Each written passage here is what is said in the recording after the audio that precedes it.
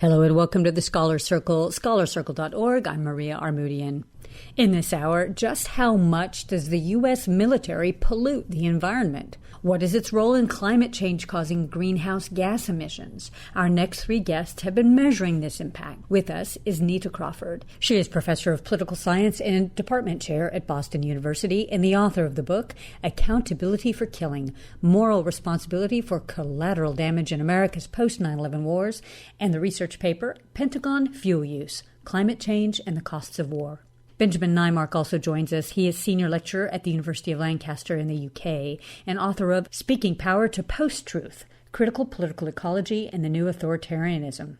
Oliver Belcher joins us. He's assistant professor in human geography at Durham University and author of Anatomy of a Village Raising, Counterinsurgency, Violence, and Securing the Intimate in Afghanistan. Neimark and Belcher also co-authored Hidden Carbon Costs of the Everywhere War, Logistics, Geopolitical Ecology, and the Carbon Bootprint of the U.S. Military. Welcome to the Scholar Circle. It is great to have the three of you with us. Fascinating studies about, especially as we're talking about climate change and what we're facing as a humanity, as a planet, and the role of the military, which hasn't been looked at very closely.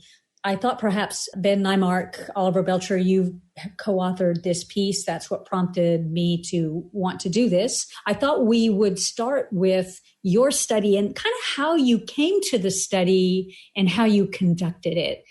Ben, do you want to start and then Oliver continue and then we'll bring in Neta? Sure. The approach to the study really came from a general interest from all of us, sort of conversations we've been having about previous research we've done and just sort of what we saw as a general lack of any independent studies on U.S. military greenhouse gas emissions, something we call the carbon footprint or the carbon bootprint, as we've termed it. And we just started to dig in and realized that there were not many sort of independent studies out there that we could find.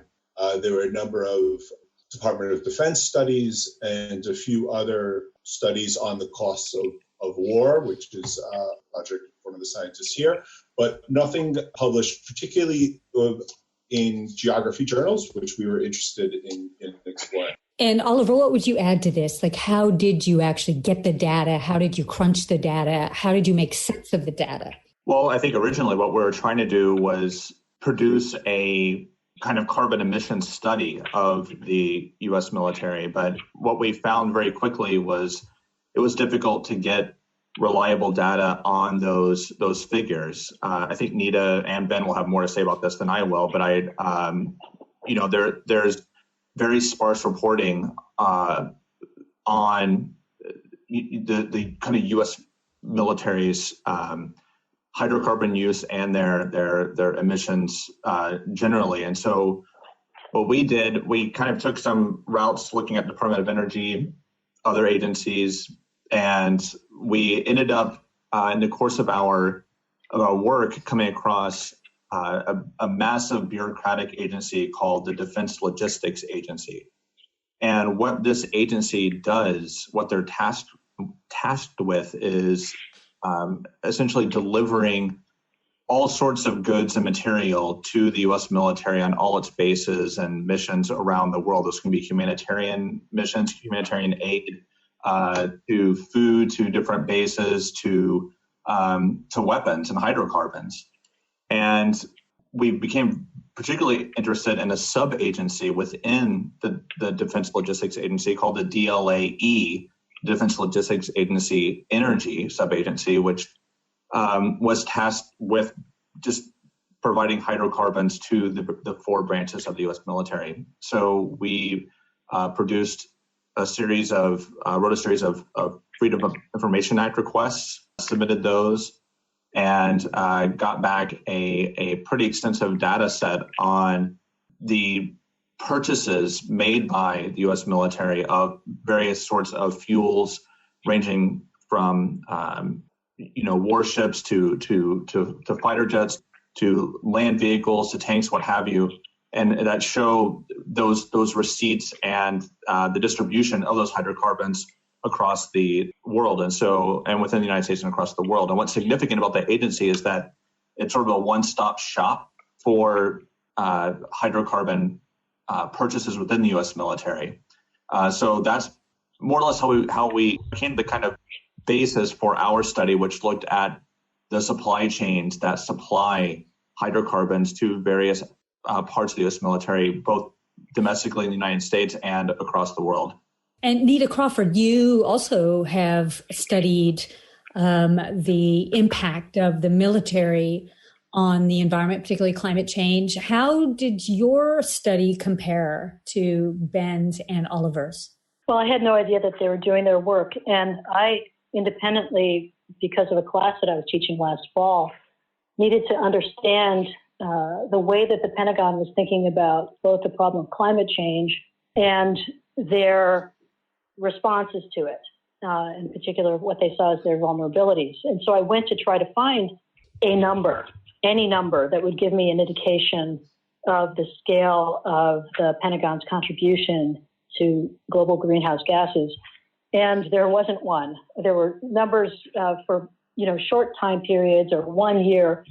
You could, find information sort of scattered, but there was no comprehensive database. And so what I did was I went to the Department of Energy and I used their data because the Department of Defense explicitly does not release to Congress its fuel consumption.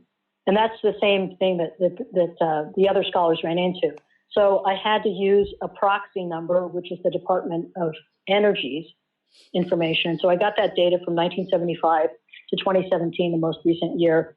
And then I had to convert U.S. energy use into the components of greenhouse gas emitters like petroleum, jet fuel, propane, diesel, gas, and then do a calculation adding those things up. And that's what I did. I looked at standard emissions and non-standard emissions, that is warfare-related emissions, and I just did the math for that. That's just remarkable that you guys did that. And also what I thought was remarkable from reading of your work is up until now, when we measure climate emissions, say that a country emits, it sounded like what you all have said is that it's been left out. The military's emissions have been left out when we calculate how much a country emits. Yeah, I mean, the U.S. has never, it never had to report for any particular reason. First of all, for a long time, it was never asked, I don't believe. And then when conversations started to sort of bubble up right around the Kyoto Protocol, my understanding was it wanted to opt out from having to fully report on its greenhouse gas emissions. And then this was sort of, I guess, reported that it was doubly locked, they say, by an authorization bill in the late 90s, sort of by the House of Representatives, meaning they never had to then, by any means, voluntarily report their greenhouse gas emissions. And then under the Paris Agreement, the military wasn't even in the conversation. And, I think that's just remarkable. And in our sort of preliminary research, we started coming across different reports, but not many, as you would imagine, that were questioning why the U.S. military just wasn't, being the largest hydrocarbon consumer in the world, was just never really asked. So let's talk about some of those numbers now. I mean, the one that was sort of the headline grabber, Ben, was that, the military its pollution is bigger than some 140 countries. Right. These are the sort of headline grabbing numbers that sort of came out. I think what was remarkable that independently, both Neta's study and ours came up with fairly similar, data, right? The positioning of the U.S. military comparable to medium-sized countries. I think we were just a couple of countries off, no, Neta? That's right. I mean, that's pretty, it made us feel pretty good, actually, that our data was verified through an independent study that, really placed us against. I think it positioned us, we were 47th largest emitter and between Peru and Portugal, and I believe, if I'm correct, your study was very close to Sweden? Larger than Sweden or Denmark. But I think what's interesting here is when you look at it over the long run, U.S. fuel consumption, as you said, was exempted from the Kyoto Protocol. That is, anything to do with bunker fuels or war. And it's not just the U.S. military who won that exemption from counting at the Kyoto Protocol negotiations. It's every country in the world. But of course, because the United States military is by far the largest military in the world, with bases all over, its greenhouse gas emissions are the ones that we really need to pay attention to. And as you said, they're larger than many countries, in fact, most countries in the world. And because my study goes from 1975 to 2017, what I can show is that because U.S. greenhouse gas emissions, that is by the military, have gone down gradually, other countries have gone up, its position has changed. At the beginning of my study in 1975, it was in the top 25 emitters. But because China and other Asian tigers started using more fuel, and the U.S. military gradually decreased its greenhouse gas emissions by decreasing fuel consumption, it has dropped in the rankings. But it is still an enormous emitter, larger than most countries. So I really do want to get into how the changes have occurred and the trends and what that really means and if it's meaningful, and the contradiction that I think that Oliver and Ben have written about as well. Before we go there, one of the things I wanted to do was understand all of the ways in which the U.S. military is a top polluter and a large emitter of greenhouse gases. So Neta, you talked about aircraft, you talked about B-2 stealth bombers, you gave us some number breakdowns in your paper. Can you walk us through some of those? Sure. There are a couple ways to think about it. One is the big picture of the way the Pentagon thinks about it, which is installation fuel use versus operational use. And when you think about installations, that's about 30% of the consumption. That's bases and buildings. Like, for instance, the Pentagon is the largest building in the world, office building in the world, and it by itself consumes quite a bit of fuel just to heat and cool it. But then you look at the operational side, which includes the transportation of troops, the running of tanks and aircraft, even refueling vehicles like tankers, which themselves require fuel to refuel the B-2 bombers and the fighter bombers. What you see is that each one of these is a large consumer. So the operational side is about 70%. And if you, for example, think about this in terms of, let's say, Air Force versus Navy versus Army versus Marines, the Air Force by itself is the single largest consumer. And then of all of the consumption, it's jet fuel, which is from 1975 to 2017, the major source of emissions. Can you give us some numbers that might make sense to us, like some comparative numbers that would give us a sense of what scope we're talking about? Well, I have a Toyota Prius. It gets about 50 miles per gallon. A B-2 bomber gets about 4.2 gallons per mile. Or the new F-35 gets about 2.37 gallons per mile. The best vehicle that I talk about here is the Hummer, the Humvee. That gets about, I think, 8 miles per gallon. We're talking, enormously thirsty machines. And then in terms of comparing, let's say, to sectors of the economy, I think that when I was trying to get, just a sense in any one year, what would be a comparable industry, all of the, I think it's steel production in the United States it would be comparable to that, any 1 year's consumption and emissions by the U.S. military.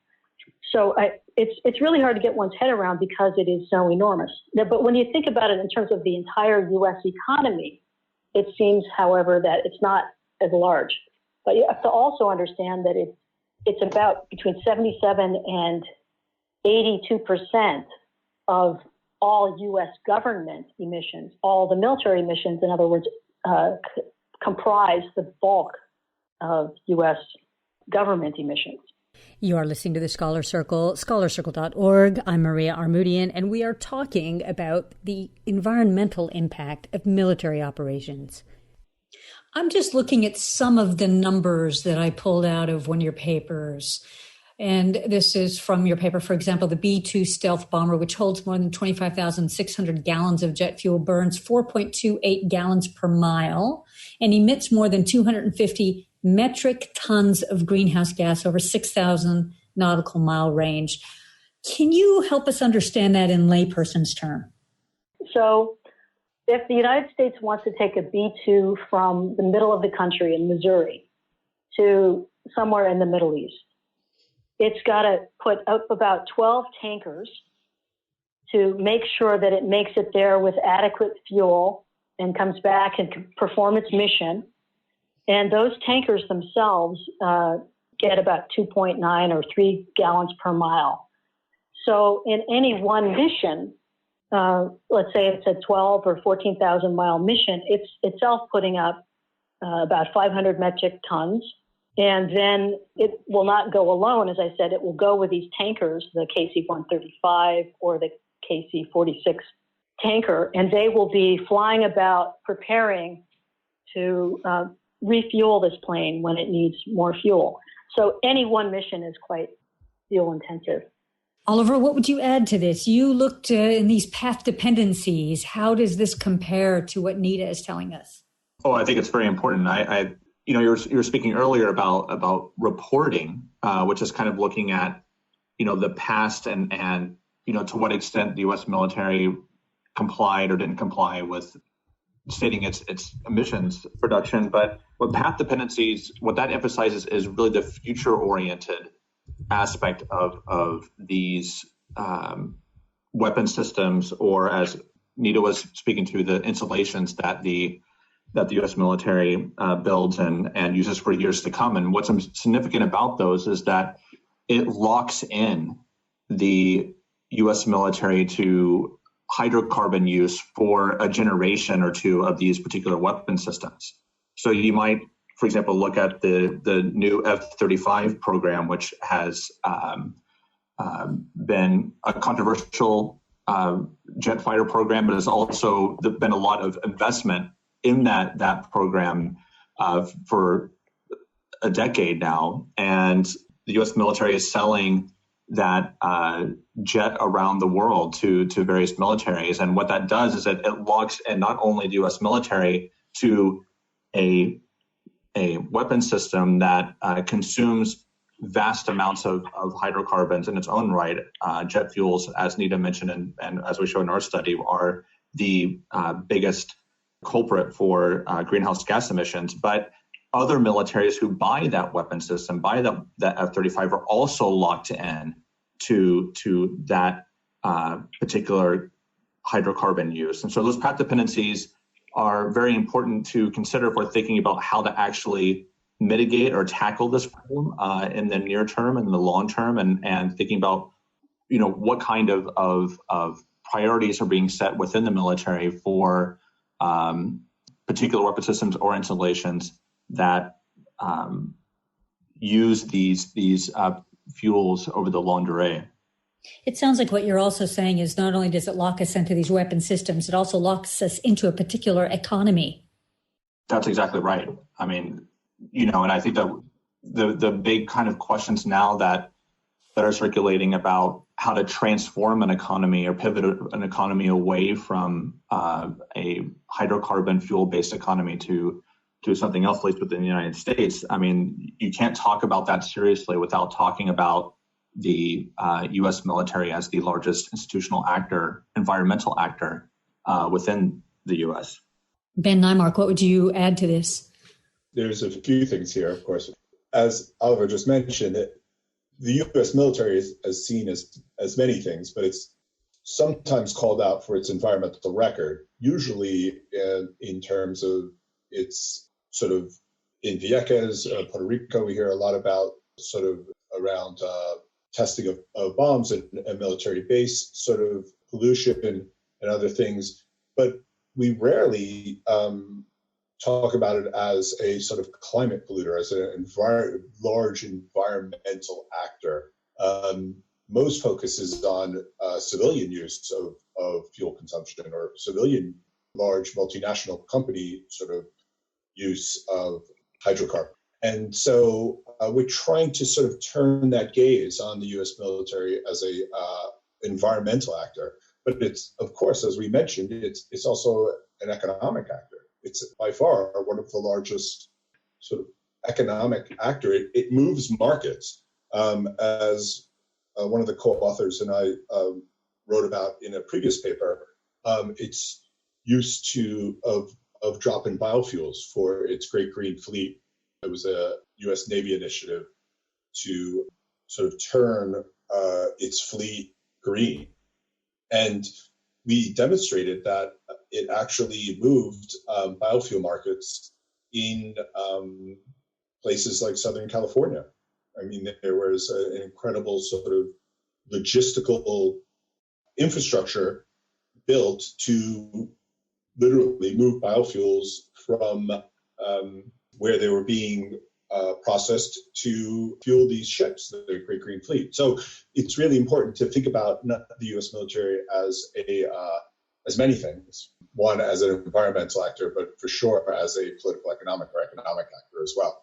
As also Oliver mentioned, and I think Nita was speaking of as well, we need to think about the fuel supply chains. I mean, it's one of the things we bring out in our paper is kind of not just the hidden aspects of the U.S. military and its lack of carbon accounting, but also how it, I guess you could say, its fuel tentacles allow it to reach all corners of the globe in its forward operating bases, but also in its different tactical sort of maneuvering.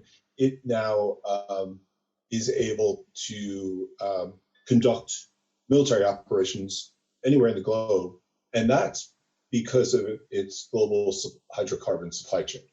Oliver, I would just add to that, we often hear about how there is, a massive kind of base, that U.S. military bases are apparently over 700 military bases around the world, right? And you have to think about, once you begin to think about that material infrastructure, you have to think about all of those supply chains that supply those bases, all 700. Not including the ones that are in the United States, the little, places where National Guard train on the weekends. So there are, once you begin to think about that sprawling base infrastructure, you can begin to appreciate the flows, the hydrocarbon flows that are necessary to fuel those bases, not including the vehicles, those installations themselves, to get a kind of the kind of scope of use just on a daily basis. Both papers have written about the idea of either,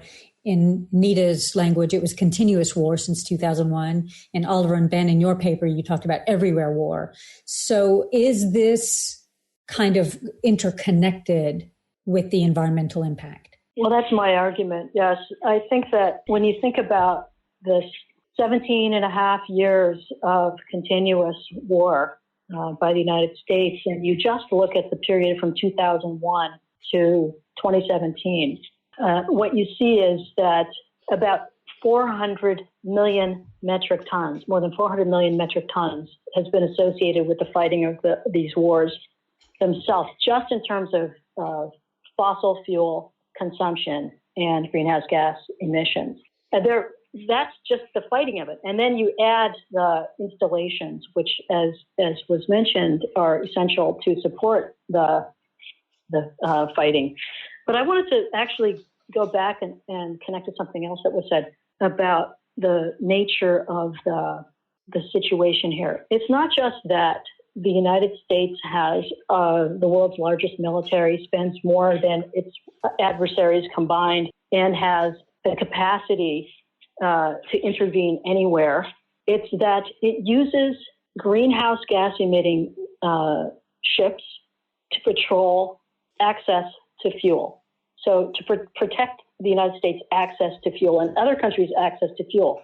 And for example, we have about one, or depending on the situation, sometimes two aircraft carriers patrolling the Persian Gulf, okay, and available to intervene to protect access to oil. At the same time, that global, and especially the United States, necessity to have that oil has actually declined because of, for example, other sources of fossil fuels from Canada and elsewhere.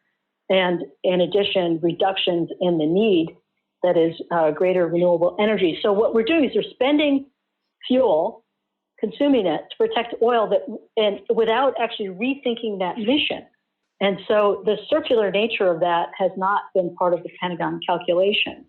Then the other thing that's interesting here is the Pentagon's increased concern about what they call climate wars or climate conflict. I don't know that war is a necessary response to climate catastrophe, but it may be. But in any case, the military really worries about that, but they don't connect it to their own contribution to the problem.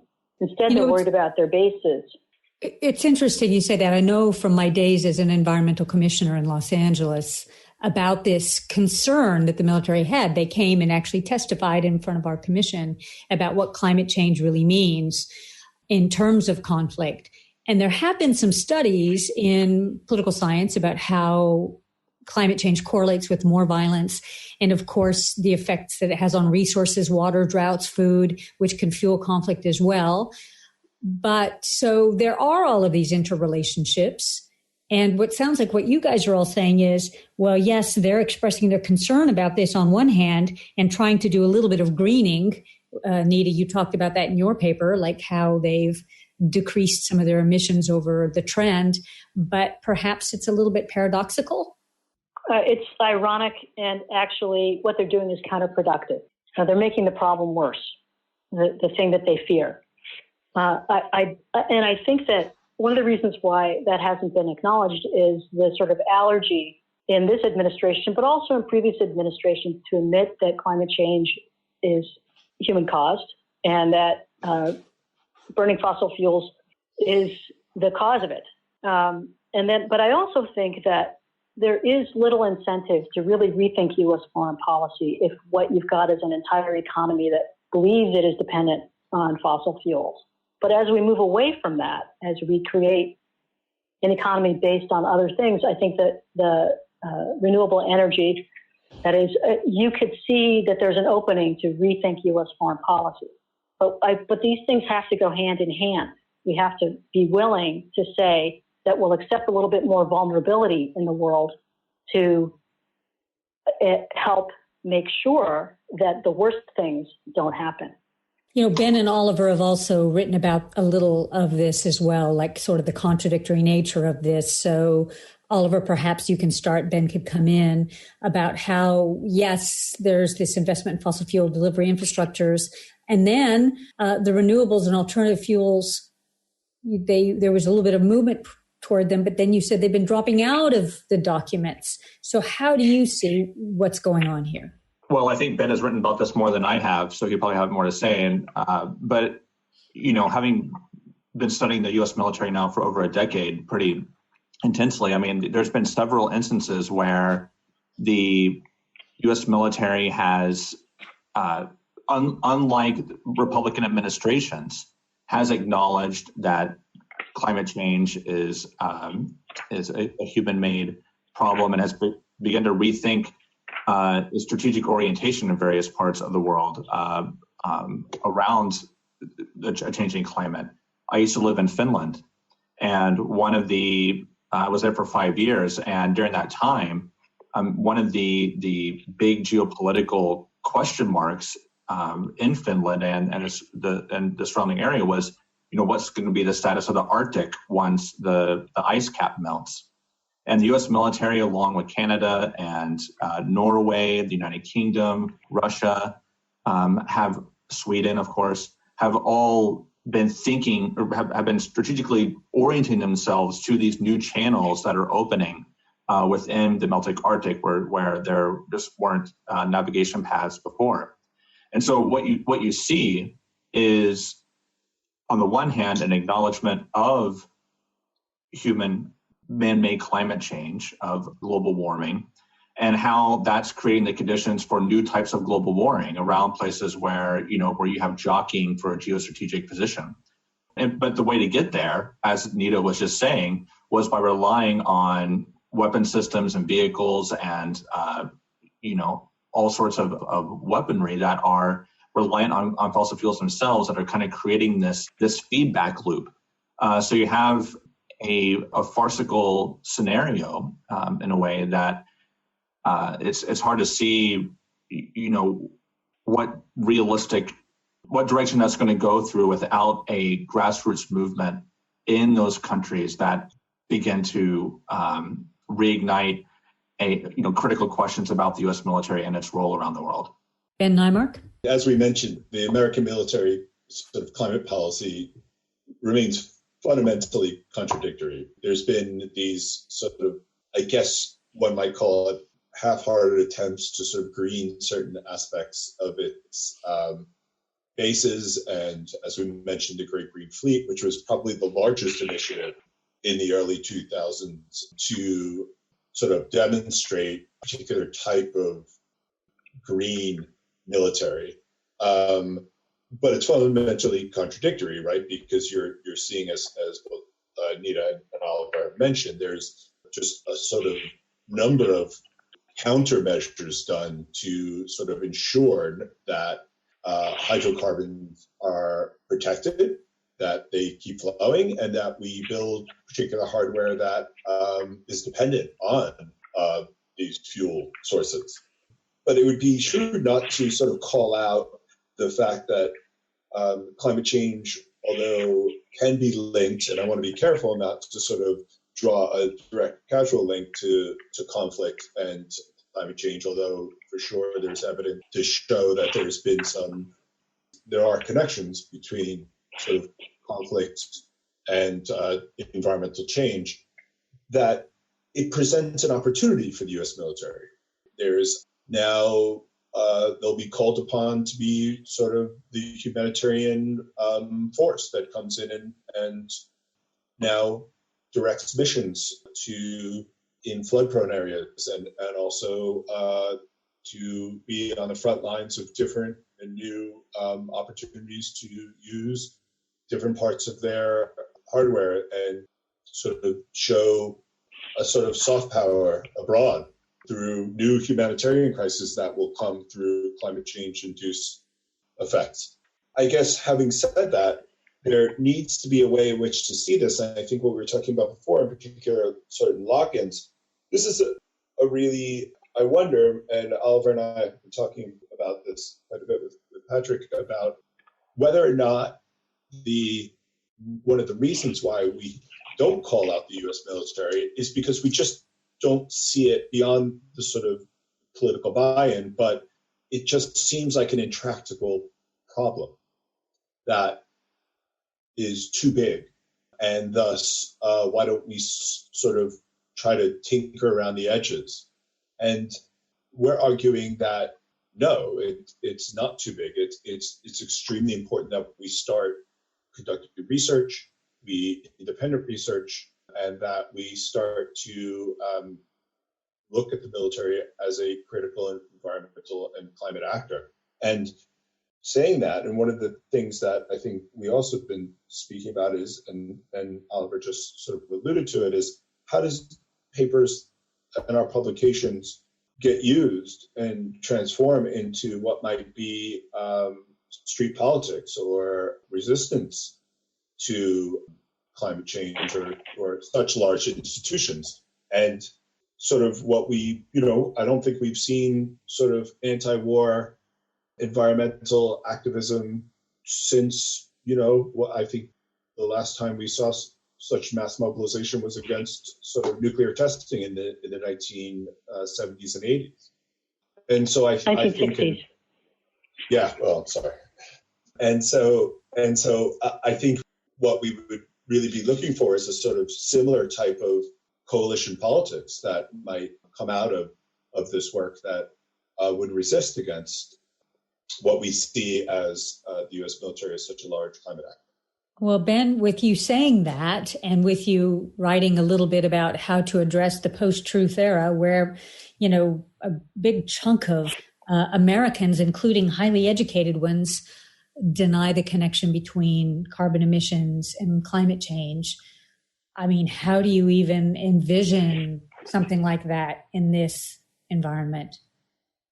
Yeah, it's a great question, right? And so, already we're starting to see it's been a hot button topic on the campaign trail, right? So Warren has already mentioned that we need to call out the U.S. military, its potential for initiatives like the Green New Deal, although every New Deal needs a bit of tweaking. I think potentially having something in there that would address mass mobilization against, sort of some sort of anti-war activism might find its way in some sort of coalition politics. I think, we need to support what I would argue we need to support, student protests that have been taking place across, started here in Europe, but also now going global, right?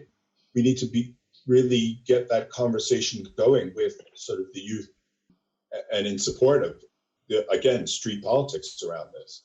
You are listening to the Scholar Circle, scholarcircle.org. I'm Maria Armoudian, and we are talking about the environmental impact of military operations. Neta, you're a political scientist. What do you say to this?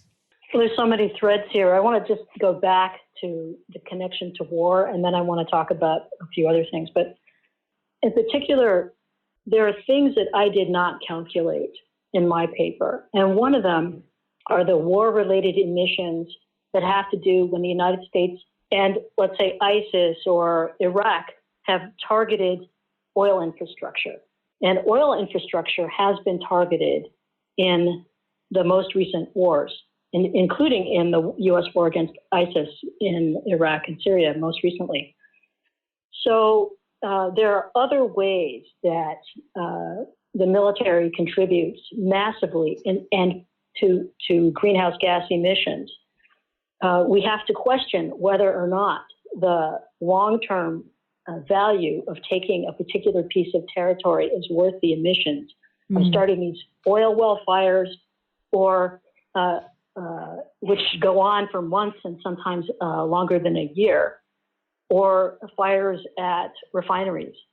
There are other, of course, economic and environmental costs of targeting oil infrastructure, but that's just one. But then the connection to conflict in another way is that, yes, it's not necessarily the case that war will happen because people are feeling extreme temperatures, are on the move, migrating, or because they lack access to safe drinking water. But we need to be aware that tensions will rise in the world. Now, the response cannot be to then say that it's a military response. There are other things to do, and I think we need to think more carefully about that. The U.S. military, however, is looking essentially at the ways that they need to be prepared militarily. As far as other things, I want to think about some of the other things you said, Ben, about the Green New Deal and so on. Elizabeth Warren's plan that she put in a resolution with a member of Congress was actually about not reducing greenhouse gases, but essentially about monitoring the military's response and about decreasing the military's vulnerability. It could have been a much more ambitious proposal. And I think she can be pushed there. Congressman Ro Khanna of California has staff members who are interested in much more robust congressional action on this score. I think that the fact that several United States candidates for president at the Democratic debates on the first night raised climate as the number one problem was a significant change over past election cycles. And then finally, I wanted to think about decreasing consumption, because really that's what we need. We need to move away from consuming this much fuel to have a military be able to do everything everywhere all the time. And one way to do that, I think, is to actually push for more transparency about how they use their fuel. And then we might actually see what portion, we still don't actually know, what portion of all these, for instance, of jet fuel consumption is actually for training that may or may not be necessary, or for air shows that may or may not be necessary. In other words, that transparency will help us, I think, make changes on the margin. But the military itself has made changes that have been quite significant, and not just because they want to be green in appearance, greenwashing, but because they want to be less vulnerable in the field when they don't require as much oil to be transported. And they want to have lower bills. And they've realized that if you want to spend your money fighting rather than paying for oil, you should green up your military. So it's not just the greenwashing aspect. So I think there's a lot of ways to get at this problem. I don't know that the movement in the streets going to come from this. I think a movement in the streets will come from other things, but this has to be part of the solution. Can I say one thing about the climate politics dimension? Yes, please. This is Oliver Belcher. As you might have seen here in the UK and across Europe, there has been a massive movement that's emerged called Extinction Rebellion, which as a youth movement, basically, of people who are very worried about how human-induced climate change is affecting basically the conditions for life on Earth. And but one of the even though I'm a fellow traveler with that movement, I think that the language that's being circulated has to be. We have to be very careful when we're thinking about this dimension of the military. And you might have seen that here in the UK, and The Guardian and a couple other print publications online. There's been a large adoption of this use of words like climate crisis and climate emergency. And while I agree with the sentiment and principle that frames that discussion, I think that we have to be wary a little bit about that kind of language, or at least think about it, how we use it. Because I frequently tell my students I teach a whole lecture block at Durham University called The Climate Crisis. And I start the course the course with a discussion about during the 2012 climate summit meeting. There, I happened to be listening to Canadian Broadcasting Company, the CBC, on the proceedings that were happening, and one of the guests on there was asked a question by a reporter of, what do you think the chances are of humanity making it into the next century? And the response of the commentator or climate scientist was 50-50. 50-50 for humanity making it the next century. I mean, this is whether or not that figure is true or not. What the problem that it poses is a question of how we approach that issue politically. And we're in a situation now where democracies, at least if you listen to the rhetoric, are more fragile than ever before. But democracy is a deliberative exercise, right? I mean, as we've learned here with Brexit, it requires time, it requires patience. And if you're committed to democracy, you can't have rash sort of decisions that are put in place to address any sort of problem.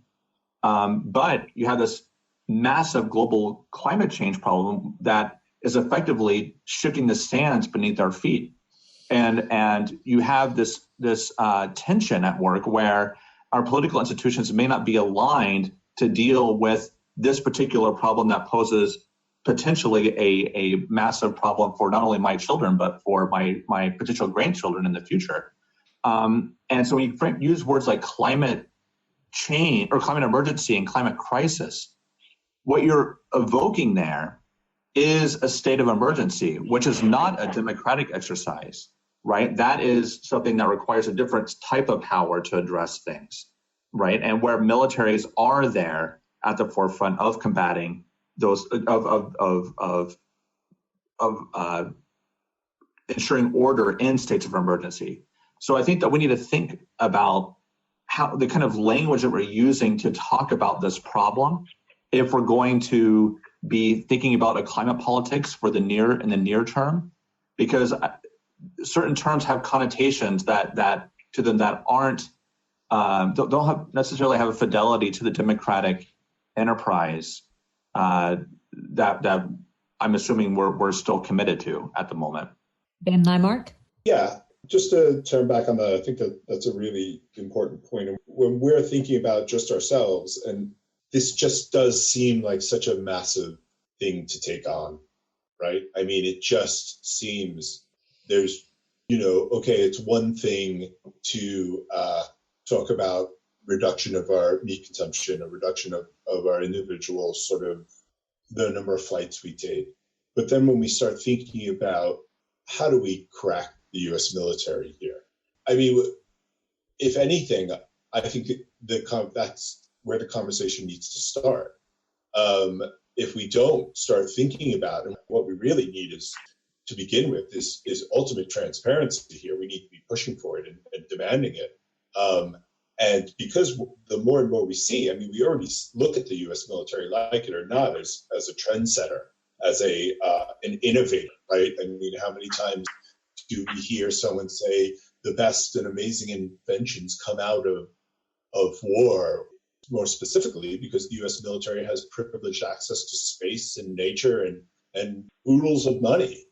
And so at one level, of course, they're going to be able to sort of move forward in the direction that suits them best. But I agree that transparency, and once we start to sort of peel away the layers of how the military, I mean, how can it be that the military buys and consumes just that much hydrocarbons, right?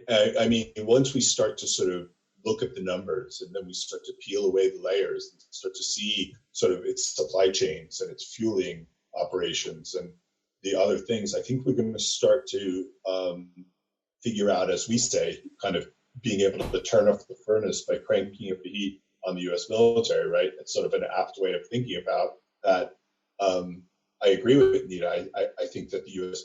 military is, or any military, is going to start looking at the way in which it operates and start to think about its budget sheet.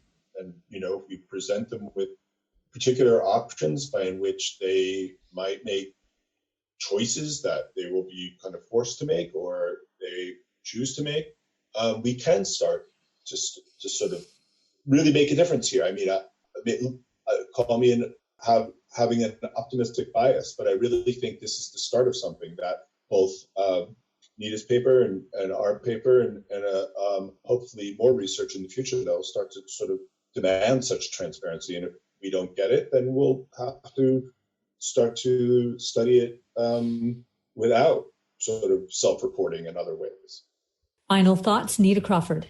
I think that it is right to be wary of the militarization of climate change and then have a militarized response. But it is also right to feel extremely urgent about taking action immediately. There are ways that the U.S. military has reduced its consumption and could further reduce its consumption of fossil fuels. There are plenty of ideas on that. But I also don't want to dismiss something like decreasing meat consumption or planting trees, very effective ways to reduce methane and to sequester carbon. And but just focusing on the military, let's say we did make it possible to close some bases or to convert them into renewable energy sites for wind and solar. And we planted trees in those bases. The military or the former bases could be an important part of the solution. And that's what I think we need to see. not militarization. Militarization, by the way, is the enemy of democracy. And that's what I think we're all in favor of. I agree with Oliver and Ben on that. Any other burning comments before we conclude? I'd just like to say thank you. I mean, this has been, I think one of the first conversations since these papers have been published where we've all gotten together to really share our thoughts about this. I really appreciate the topic, and I think it's an extremely important topic, as you said, as we've all kind of alluded to, and I want to be hopeful moving forward. Yeah, thank you all for having... Go ahead, Neta. I do have one thing I want to say about defense industries, which we didn't talk about. One of the things that I liked about Oliver and Ben and also Patrick and the other authors' paper was their sort of linking it to the larger supply chain. But part of the supply chain is the fact that 15% of all U.S. industry is about production of equipment and weapons for the military. It's the military industrial part of the economy. So we just have hit the tip of the iceberg when we talk about what the Pentagon is producing. If you look at 15% of the United States industrial economy, that's a lot of emissions. So if we begin to restructure United States military so it's not patrolling everywhere all the time, reduce the size of its bases, we will actually reduce the requirement for the military to purchase these weapons. And in fact, those military industrial sectors can move on to producing other things, and then which are actually less greenhouse gas intensive. And that, I think, has a positive effect. That in other words, there's much more to this story and many more positive things that we can be doing if we focus on just the United States military and its greenhouse gas emissions. I want to thank the three of you both for your research, your foresight in doing this research, and for your willingness to share it with us and our audiences on the Scholar Circle. Thank you so very much. It's been a real pleasure to host you. Thank you, Maria. Thank you. Thank you. And thanks, Neta and Oliver. Yeah, you too. Neta Crawford is professor of political science and department chair at Boston University and the author of the book, Accountability for Killing, Moral Responsibility for Collateral Damage in America's Post-9/11 Wars, and the research paper, Pentagon Fuel Use, Climate Change and the Costs of War. Benjamin Neimark is senior lecturer at the University of Lancaster in the UK and author of Speaking Power to Post-Truth, Critical Political Ecology and the New Authoritarianism.